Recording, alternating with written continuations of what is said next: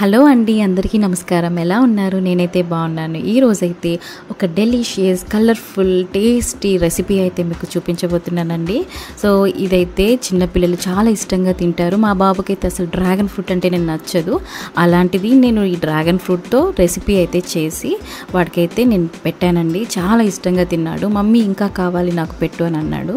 So మీరు కూడా మీకు పిల్లలు ఎవరైనా డ్రాగన్ ఫ్రూట్ ఇష్టంగా తినకపోతే మీరు ఇలా ట్రై చేసి ఒకసారి పెట్టండి. వాళ్ళు చాలా ఇష్టంగా తింటారు.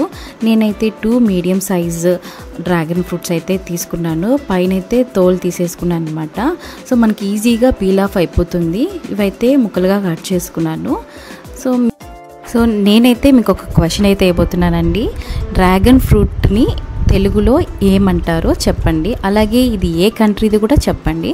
సో తెలివైన వాళ్ళు కరెక్ట్గా ఆన్సర్ చేస్తారు. సో నేనైతే ఫస్ట్ అయితే ముక్కలుగా కట్ చేసుకొని దీన్ని అనేది మిక్సీ పట్టేసుకున్నానండి. సో ఇప్పుడు మిక్సీ పెట్టుకున్నాక చూసారా ఇలా అయితే ఫామ్ అయిపోయింది. సో దీనైతే ఒక బౌల్లోకి ట్రాన్స్ఫర్ చేసుకున్నాను. సో స్టవ్ మీద ప్యాన్ పెట్టుకొని ఈ డ్రాగన్ ఫ్రూట్ మిక్సర్ ఉంది కదండి, దాన్ని అయితే ఇందులో వేసేసుకున్నాను. సో వేసేసుకొని లో ఫ్లేమ్లో అయితే నేను కుక్ చేసుకున్నాను. దాదాపు చాలా టైం అయితే పట్టదు, ఎందుకంటే తొందరగా బాయిల్ అయిపోతుంది. సో ఇది థిక్ కన్సిస్టెన్సీ వచ్చేంత వరకు మనం దీన్ని ఇలా కలుపుకుంటూ ఉండాలి. సో బేసిక్గా చెప్పాలి అని అంటే డ్రాగన్ ఫ్రూట్లో చాలా పోషకాలు అయితే ఉన్నాయండి. Nutrients, completely nutrient. సో ఎవరైనా కానీ షుగర్ పేషెంట్స్ ఉన్నా కూడా ఈ డ్రాగన్ ఫ్రూట్ తింటే షుగర్ లెవెల్ని కంట్రోల్ చేస్తుంది. అలాగే విటమిన్ సి అనేది చాలా ఎక్కువగా ఉంటుంది ఇందులో. ఇది తింటే మాత్రం చాలా హెల్తీగా ఉంటారు. సో ఇప్పుడైతే నేను షుగర్ వేసుకున్నాను. కొంచెం దగ్గర పడేంత వరకు ఇలా కలుపుకుంటూ ఉండాలి.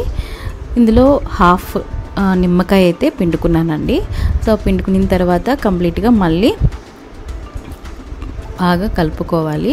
సో ఈ కన్సిస్టెన్సీ చూసారు కదా, థిక్గా వచ్చేంత వరకు మనం కలుపుకుంటూ ఉండాలి. నేనైతే ఇది బ్రెడ్లో కానీ లేకపోతే చపాతీల్లో, కొంతమంది పిల్లలు చపాతీలు చక్కెర వేసుకొని తింటారు.